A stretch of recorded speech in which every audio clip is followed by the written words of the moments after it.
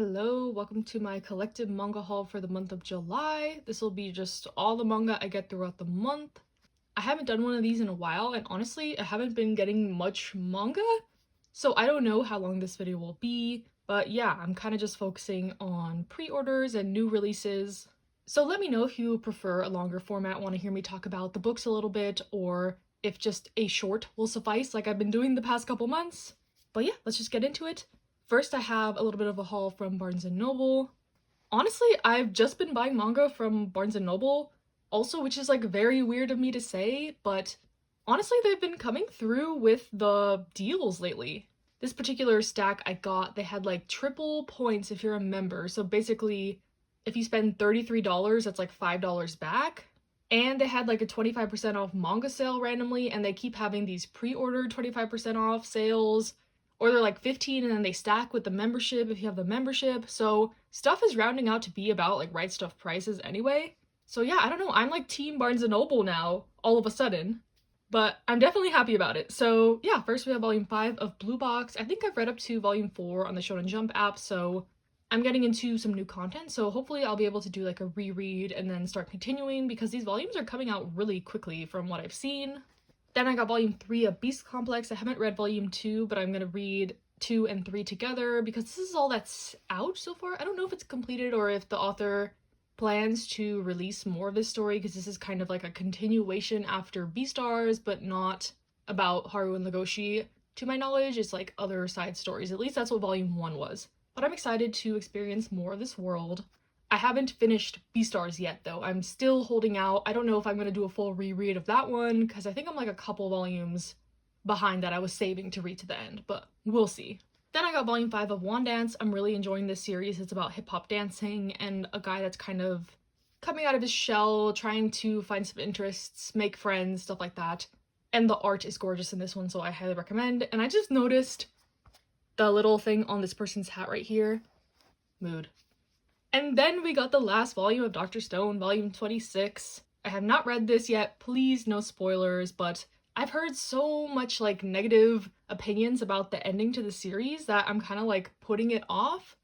I don't know, I love this series so much and I don't think a bad ending will taint it too much, but it's kind of just like not making me as excited to read this, you know, which kind of sucks, but I'll get to it eventually. This one I'm also like a couple volumes behind until the end because I wanted to save them up to binge it.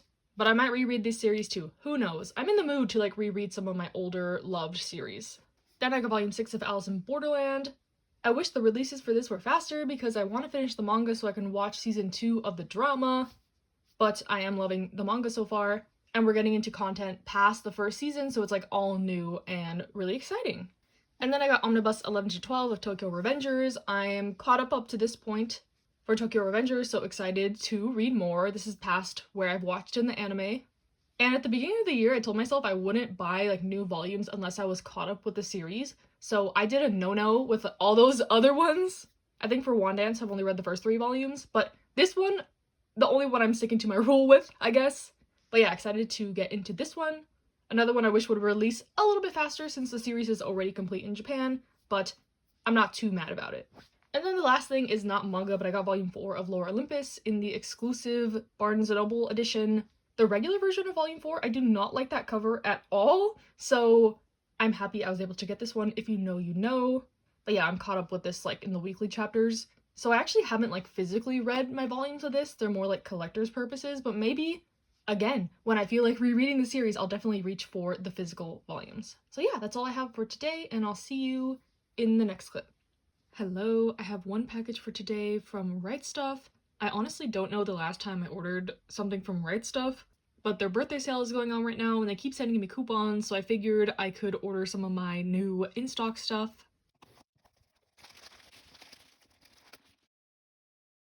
Starting with the thing I am definitely most excited about, The Summer Hikaru Died. This has been like such a hyped up manga. In Japan as well, it's selling so well. And I think there's only like 2 volumes out. But yeah, I wanted to get this at Anime Expo early, but the Yen Press booth sold out of these like immediately on the first day. But that is okay, I knew I could buy it eventually from another retailer. But yeah, I have not read this or experienced it. All I know is it's like a horror BL. I think a boy like dies and gets possessed by like this monster thing, but he still has his memories, so it's kind of confusing for his best friend, and maybe something develops from there. I don't know, I'm not big on like horror, but since I've heard such good things about it, I wanted to try it out. And I'll let y'all know my thoughts when I read it. That's the only new series in this box, but the rest are series I am just continuing. Volume 3 of Hirona and Kaguya. I am loving this series. This is the spin-off to Sasaki and Miyano, and I think this volume is going to determine if I like this couple better than Sasaki and Miyano. They're like creeping up there, which is weird to say because like Sasaki and Miyano have so much more content, but something about this, if you've read it, you know, it's just, I don't know, I like their dynamic a lot, and I'm curious if other people like their story better than the main story, or if it's just me kind of getting to that point. Then we have volume 5 of A Galaxy Next Door. I believe this is completed in Japan now at like 6 volumes. I'm not sure if it got cancelled or what the deal was, but I love this series so much. It's such a wholesome romance between adults. There's kids involved. It's like kind of a workplace romance too. It's just perfect in my opinion if you can get past some like kind of weird fantasy elements in the beginning.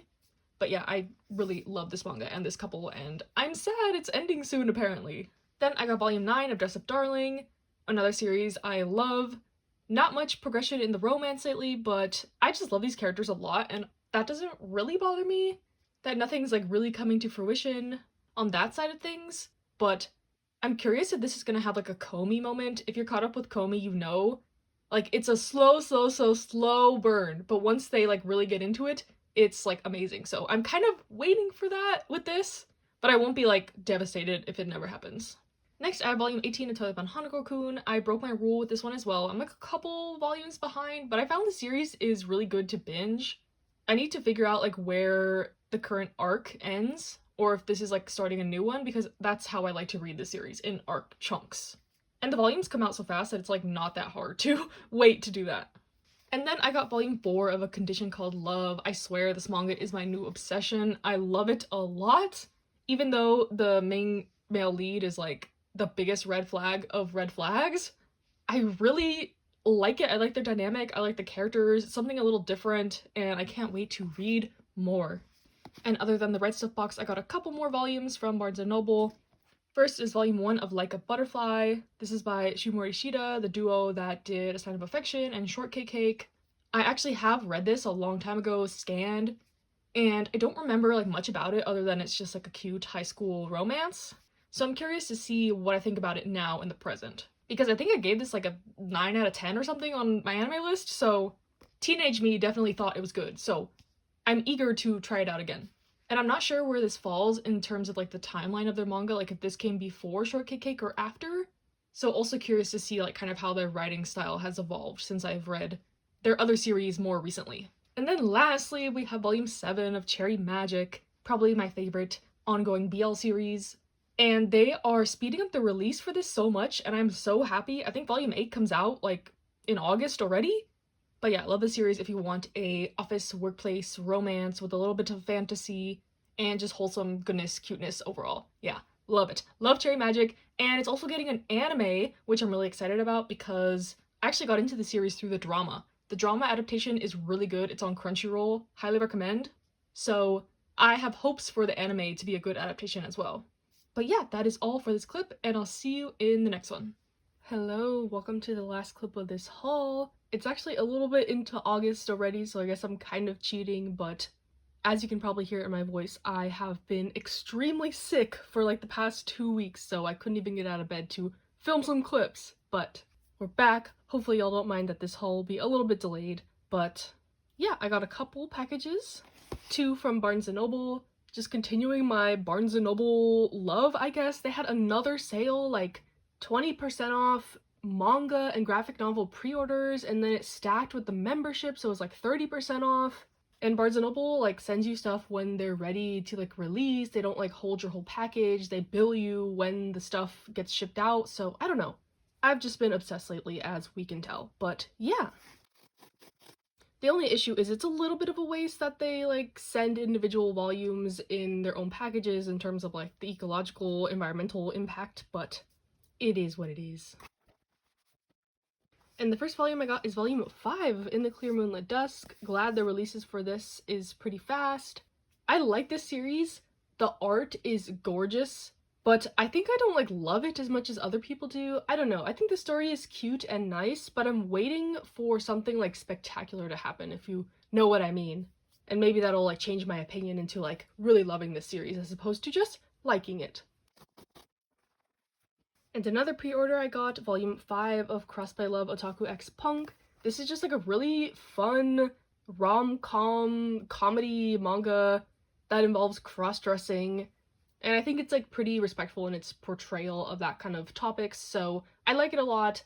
Gives me a good chuckle. Not much substance in this, but it's fun in my opinion. And this is another one where the releases are pretty quick. I think it's up to a higher volume count in Japan also, which is interesting because I don't know, I just wasn't expecting this series to go on that long, but I like it and I like reading it nonetheless. And then this last package is actually from Tokyopop directly. They recently opened their direct-to-consumer website, so I decided to try it out. I also had a 30% off coupon plus free shipping. And just from this outer box, I'm impressed already. The packaging seems pretty nice. I think I've only ever ordered from Yen Press's store directly when I bought the Pandora Hearts box set.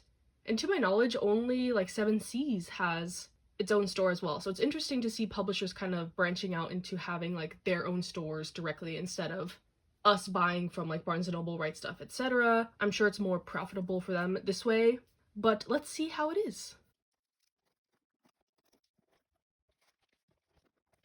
And from the looks of it, everything came in perfect condition. They had some nice paper packaging in there. But yeah, if you saw my isekai reading log video, you would know that I enjoyed this series and a couple of the others in there. So I decided to get volumes 2 and 3 of Formerly the Fallen Daughter of the Duke. Excited to read more of this. I think volume 4 is out also. But the one thing with the Tokyopop store is you couldn't pre-order. It has to be stuff that's in stock, and it seems like they go by the official release date. Not with Right Stuff where sometimes they have stuff in stock a month before the official date. So yeah, that's pretty much the only negative. But yeah, this is an isekai. I've really been into this fantasy, political, romance type genre lately, so continuing with my journey. And then I got volume 1 of Yuri Espoir. I went to the Tokyopop panel at Anime Expo and they were just going over all the titles they had, and this one seemed pretty interesting. They said this covers some pretty heavy topics, but the art is super cutesy and there's a really big dichotomy between the content and the art, I guess. So that's what got me intrigued. I believe this is about a girl who is being pressured into an arranged marriage with a man, but her parents agree to let her wait for this until she's out of high school. So in high school she decides she's gonna pursue the romantic relationship that she really wants, and it seems that's gonna be with another girl. I'm not sure. And I think there's other couples involved, so it's a shorter story, multi-perspective type thing. So yeah, I'm excited to try it out, let y'all know my thoughts on it. I'm always interested to try some more girls' love when I can. So yeah, that is all for this haul. Hope you enjoyed. Stay healthy. Literally, please stay healthy. I have been so miserable, and I don't want anyone else to go through that if it can be avoided. So yeah, stay healthy, and I'll see you next time.